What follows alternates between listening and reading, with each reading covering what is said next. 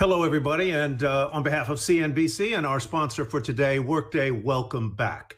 This afternoon, we're going to have a wonderful opportunity to talk to two business leaders at the top of their game. The company is Synchrony. It has always been listed as one of the top companies to work for in America, not just for mothers, but for fathers as well. It is progressive, and we're going to explore the question of how it seems to be putting its people first. The pandemic, of course, has changed the ways many companies have thought about employee productivity and measures for success. Synchrony Financial says that by setting a workforce agenda, it has been able to meet these challenges. We're joined today by Margaret Keane, who is the CEO of Synchrony, one of the most influential women in American finance, and Brian Wenzel, he is the CFO. Margaret, Brian, welcome. It is great to have you both here today. Thanks for having us. We're delighted to have you here. A couple of things by way of introduction. This is not going to be a regular CNBC interview. It's not going to be an analyst call. I'm not going to ask you to drill you on a lot of numbers. We're here to talk about the future of work, and I'm sure that is a bit of a relief to you, if I might say so. So the first question I want to ask Brian is this: what's Margaret really like to work for? I'm just kidding. That would be the easiest question I actually get, Tyler, to be honest with you. I'll tell you what I am curious about, Brian.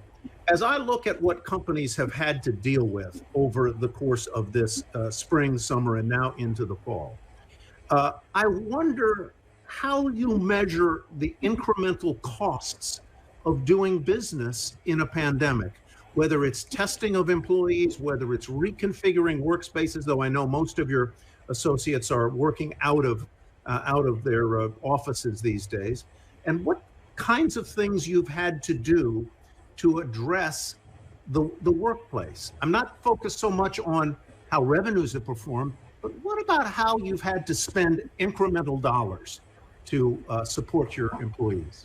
How much does it cost? To be honest with you, Tyler, we actually don't look at it quite that way. When we did make the decision back in March and Margaret asked us to reconfigure the way in which we work from home, we didn't talk about cost. We said, hey, listen, we're going to have to get our people set up with technology. We added incremental heads as backfill. So we never brought things down to dollars and cents. And I think it was really important because we put the safety of our employees first. We put our cardholders and customers, merchants, partners, and providers first. And we said, we're gonna have to service these people and we'll deal with the cost and we'll be able to explain the cost, because to the extent that we were too focused on cost and not investing in protecting our employees, whether it's testing, the right technology, getting them safely, our people are our asset. And if we lose that and we lose our ability to service customers, so we haven't, to be honest with you, measured cost or thought about it in dollars and cents. We obviously, Margaret would probably would kill me if I didn't know what the cost was, but it wasn't a cost first type item. And it was millions of dollars, but it's the investment in the people and the assets of our company that was really most critical. How many employees, Brian, do you have? Is it 17? Am I remember 17,000? What is it? Just over 16,000, and we mobilized all 16,000 to work at home in a very quick way over the course of probably 30 to 40 days. We got everyone at home, plus some of our outside vendors that service it. So it was a remarkable effort by our technology team, our safety team, our security team to really stand that up that quickly. Margaret, is work at Synchrony ever going to go back to the way it was? If not, why not? And if not, how? Yeah, I don't think it'll ever go back to the way it was. I think we've already made a decision to allow people to have the choice to work from home forever. We recently announced a series of actions on sites that we're closing and moving to virtual hubs. I think there was one thing that was very critical. There's something that I think a lot of times people talk about the negative of the pandemic, but I think one of the big positives is the ability for us through this whole process to make really quick decisions. You know, Brian touched on that in terms of how we move quickly to move people to work at home. And I think it's allowed us to really leverage some of the agile thinking we've had in the company to really take it across and make quick decisions and not slow down on innovation. So I think the workforce has changed forever in a good way. I think it's really allowing people to have flexibility, choose what's best for them, and then our job is to make sure we're supporting them in that process. Yeah, I think back on September 8th, you sent a letter outlining a strategy to all your employees. And you said there that, by the way, we're going to be closed, not working on site until January of next year. And you basically said, forever, if you want to work at home, you can. You touched on something there, Margaret, that really has stood out to me. And that is, I think American companies through this pandemic have learned how quickly they can make important decisions and how fast and nimbly they can pivot. I think of my business and how we stood up a broadcast network out of people's homes in a matter of days, and you're running a large financial services operation, and you did the same.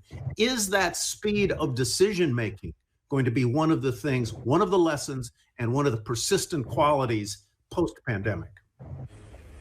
I think it has to be, because I think, everything has moved fast. We all knew that the workforce really had to change, and we've been dabbling and, let's ask people if they want to work at home. I would tell you, if you asked us a year ago, we would never have said 100% of our workforce can be at home. I think the thing that was most amazing, we did not have one PowerPoint slide on how many people are going to work at home, how many desks, how many this. I think the other piece of this, and this is where I think you probably saw this as well, is we empowered the experts. So when we made the decision to say, okay, we're going home, I turned it over to my team to go execute, and we got out of their way. And I think the big lesson for all leaders is you have the talent in your organization, and if you can unleash the talent and let them do their jobs really well, guess what? They're going to do it. And I think that's a big lesson for all of us that we want to kind of hold on to as we go into, hopefully at some point coming out of this pandemic and into the future. Brian, Margaret mentioned the idea that your physical footprint is no doubt going to shrink, and that in doing so, you can look at it as we're cutting costs, but you can look at it in another way as well, which I think is the way you look at it, is that in shrinking your physical footprint, you are actually saving jobs. So how much is your physical footprint likely to shrink over the next, say, 18 months to 2 years? And how does that translate potentially into jobs not lost? Yeah, Tyler, it's a great question.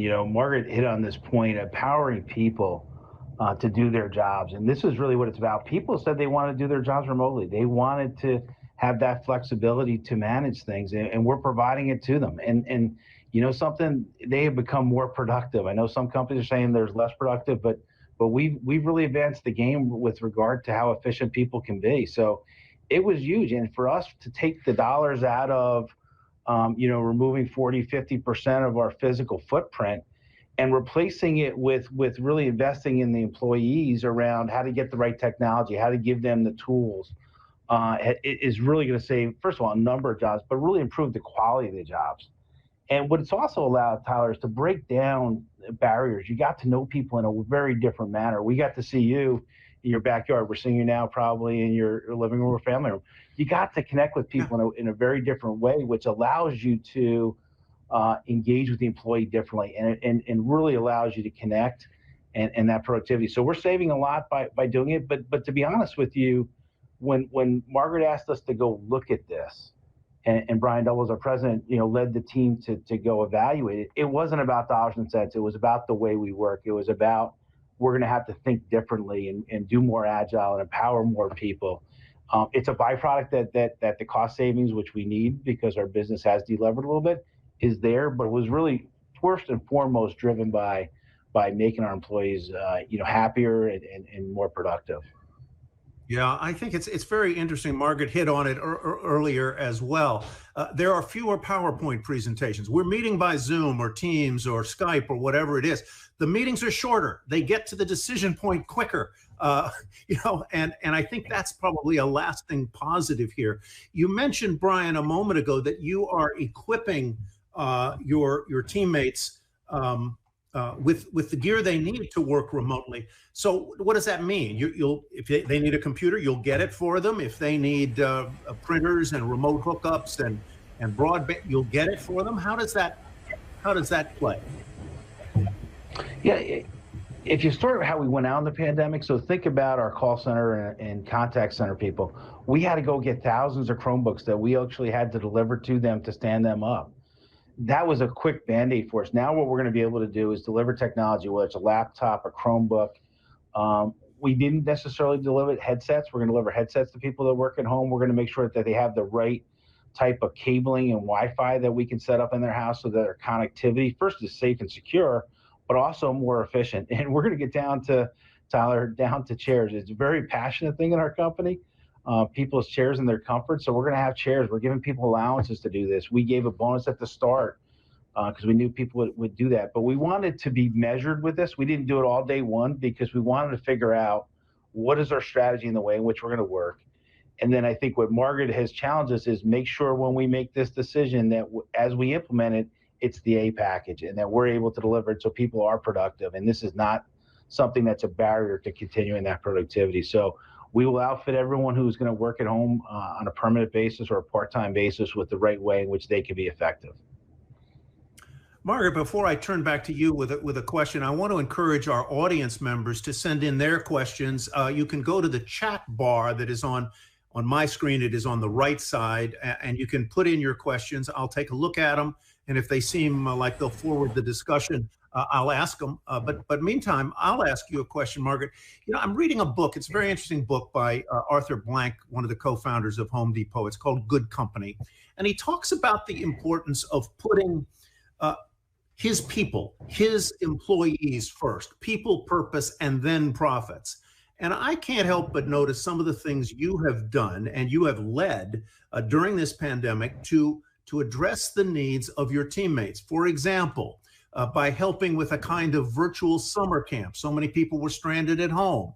You found that there was a need there. You obviously listened to your employees and you set up a virtual summer camp. Now that people are doing a lot of remote learning, as my son is right now in the next room, you've set up tutorial sessions that can help your people. Explain a little bit about that and how you came to the conclusion, and it's no wonder you're honored on lots of lists of best companies, to put your people first. Yeah, I think the critical part of this is, you know, most of our employees, a lot of our employees are call center folks who are working for our partners. And the reality is it's a stressful job. I think people forget that the people answering those calls, and when we were going through this pandemic, believe me, the stress level was way up.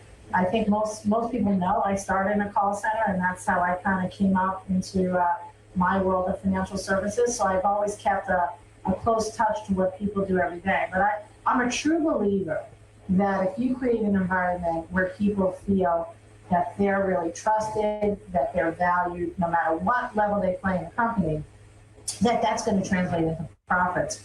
And when we went through this pandemic and started having conversations, you know, there's lots of articles about the stresses on families, working moms, childcare, you know, mental health, all these things that I think were out there, were already there. We were working some of it, but not to a level that we really raised during this pandemic. And I think as leaders of companies, if you don't take care of your people first, they're not going to do a really good job for your customer. And I think this all plays together. We view ourselves as a family. I often talk about the Synchrony family. And I think it's just as important to treat your employees as you would your family members. And that's really the value base that I've always had and will continue to have. And I think it pays off. Yeah. I think, you know, sometimes hard to quantify, but my belief is we have great employees who I value what they do every single day.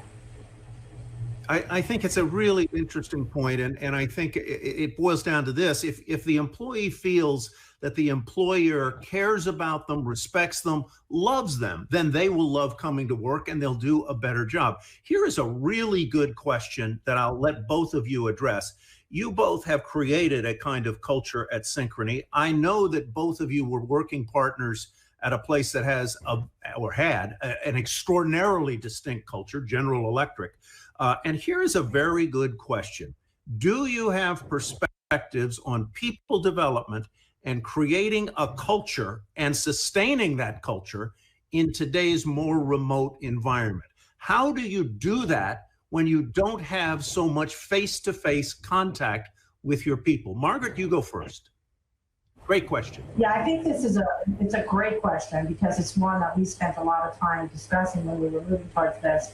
And what I can tell you is we had a very strong culture to begin with. And what we're really trying to do is say, okay, how do we expand the culture? So I think two things that I think are really critical here. One is to continue to do the things that we were doing. So for instance, we just held a virtual diversity symposium where we had our entire organization engaged in a 3-day event that we've always done, but it was always done in a hotel.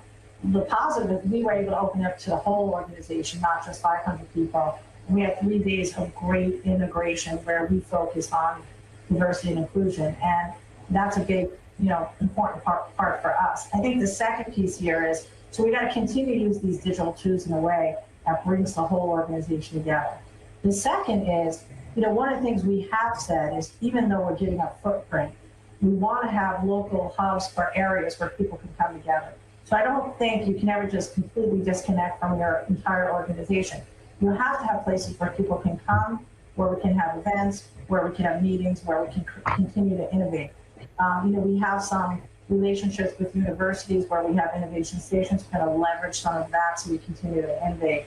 I think it's something that I would say we don't have all the perfect answers, but we know it's an area where we have strength and we're going to build off that strength. Let me just pose a similar, just get your thoughts on that same topic, Brian, if I might, how to create, maintain, sustain the culture that you've built in a remote environment. Then I'll have one follow-up for you.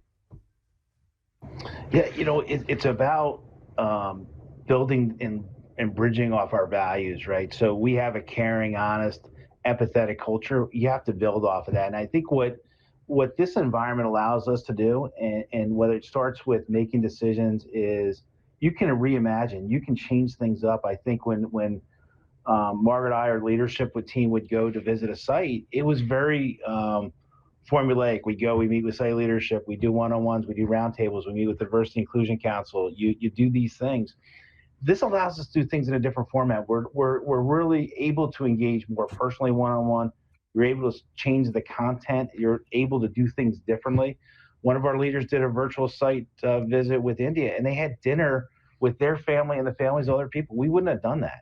So it allows this connectivity to people and the ability to reimagine things on the fly. It's really, really important. And I think it's also important that we live value. So as we start going to this work at home format, it's important. All the leaders have signed up and said, I'm not going to be in the office 5 days a week. I happen to be in the office today, but put that aside, we're only going to be in the office 3 days a week. We're going to model the behavior for people to allow them to know it's okay. So part of it is engaging with them, showing that empathy and really connecting, but changing it up. And I think, if anything, we've learned that this environment allows us to do it much more quickly. And it's a lot more fun, to be honest with you, to engage with employees. While we're on this topic, I'm going to switch back. I'm going to come back to you, Brian, in just a minute, but I want to turn to Margaret with this question. Has the virtual workplace and the fact that everybody's kind of on the screen, has it leveled the hierarchy of the company? In other words, there are lots of people there, and maybe they're in their 20s and 30s, and they are on the screen just as equal as anybody else. It's a great question. We often used to make jokes about in my conference room, everyone sat in the same chair. They didn't move the chairs, they sat in whenever we had meetings. I think this has leveled the playing field big time. And I think Brian says it best. It's actually allowed us to engage with our employees at a different level. I was on a call yesterday with someone whose dog kept barking in the background, and they were, of course, panicking. I'm like, look, don't worry about it. It's a dog. We're in our families. It's okay. So I think that connection to the employees at every level, and your point of us all looking the same on the screen, I think is a very big point, and one that really, I think, sets the stage very differently. So, Brian, back to you with the question that kind of is lingering in my mind. It goes back to that idea of shrinking the physical footprint of the company. If you cut 50% of your physical presence out, what then does the remaining physical presence be used for? What will you use it for? How will you use it differently? Will people have an office, a desk to go to, or will they just kind of rent a desk? Yeah, Tyler, we went to a strategy that really deployed three different types of locations or geographies. The first was an entirely virtual one where we may bring the team together, but there is no physical footprint, dedicated whatsoever. We then have sites that are going to be hoteling. So these are sites in which people are going to be equipped with technology to plan ahead to come into a site, select where you're going to be, book a conference room if you have a meeting in a socially distanced way or after the vaccine. But you're going to give them the tools in which they can come into the office where you want that innovation or you need that innovation to kind of come in. Then we have hybrid hubs, which are a mix of people that will come into the office, but on a full-time basis, 3 to 4 days a week at most. And then part of that site will also be a hoteling site where you can come in the office for critical things. So it's really a mix, and that's why we didn't want to have one box, and we really studied it. And I give a lot of credit to Mike Bopp, our analytics leader. We've gathered a lot of data. We did internal surveys. We looked at ways in which people wanted to work. We asked our employees on how they want to do it. And then we sent a team off with that data to really work through each and every site and say, what's the best thing for the company? So we don't have a one size fit all. I'd also say, Tyler, we're of the belief that, this is pass one. We're not probably going to get it right day one. And we're fully committed to changing that model, slightly adding certain things back, tweaking things, making the space better, but it will be something that lives and breathes with our company and the needs. But again, I think this pandemic has created ability for us to really be flexible, more nimble than we probably would have been without it. Margaret, let me go back to what now feel to me a little bit like the old days, and that is the financial crisis of 2008-09, when both of you were working, I guess, at GE Capital in their business. What did you learn from the experience of that crisis, which was of different origin and had different kinds of reverberations? What did you learn then that you've used now? Yeah, I think there are critical things whenever you're in a crisis. The first is decision making. I think the organization needs to know a path, even if it's not a perfect path. So I think, setting up, framing out where you're going to go. And I think in our case, when the pandemic hit, we created a series of teams to really look at what do we got to do today, what do we got to do to kind of get us through this, and then what's the long-term future of the company. So we had teams organized in March, aligning around these things. We reprioritized, we focused on what we needed to do for our partners and making sure our operation was stabilized. So quick decision making, I think, was very critical. I think the second piece is you cannot communicate enough.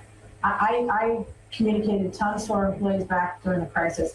I would say the big difference in this pandemic, which actually even elevated that whole communication, is not only were we talking to employees, in many cases we were talking to the employees' families. So I think one example is, we held weekly calls with infectious disease doctors for folks to ask questions because people were panicked. And I think the other lesson here as leaders is you need to really show your employees that you're calm, you're together, you have your communication plan, and you want to be hopeful through these things. I think in the early days of the pandemic, it was pretty sobering, and it continues to be sobering. I mean, the most recent numbers that we hit yesterday, and it's, we're not nearly done with this pandemic. I think the other piece that's really important is being hopeful and making sure the organization feels hopeful about the future of the company. So you got to really, really talk about what do we got to do now to get us together, and then what's the future of the company, and that's something we continue to focus on. We want to stick to time. We've got a couple of minutes left, and I'm going to conclude with this question for both of you. And Brian, why don't you go first, and I'll give your boss the last word. We have a lot of senior finance professionals and C-suite individuals in our audience today. And I wonder how you, Brian, would characterize how your partnership, your working relationship with Margaret has changed, evolved because of the pandemic. Do you talk more than you used to talk? More, obviously, by phone than you used to. How much more do you connect, or less do you connect? How's your relationship changed? Well, first of all, Margaret is a tremendous leader, and I'm blessed. And the one thing that I would tell you, and she emphasized this: communication, transparency, and empathy, which she embodies, and it is really a part of the fabric of our company. It's really important, and that's what she expects, and it makes it easy for our partnership because I feel I can talk to her about anything. When we had some of the early conversations about, what the depth of this crisis could be, she listened, and to be honest with you, what it allows you to do in this environment is I can always pick up. I'd say a phone now, but we actually don't use it. We use a video calling platform that we call her, and you see her and say, hey, I got this or that. And you may actually touch base probably more times a day outside of meetings than you did. And our meeting schedule has changed dramatically. We used to be in a lot of meetings together, not so much, but you pick it up. So it actually has probably increased during the pandemic. But she's right. You have to empower leaders, and it's less about going through decisions. You're more providing updates and things like that. But really that communication, that transparency and empathy that Margaret embodies, it really is the heart of a relationship between a CEO and a CFO, to be honest with you, at least in my case. We're all very fortunate to have Margaret.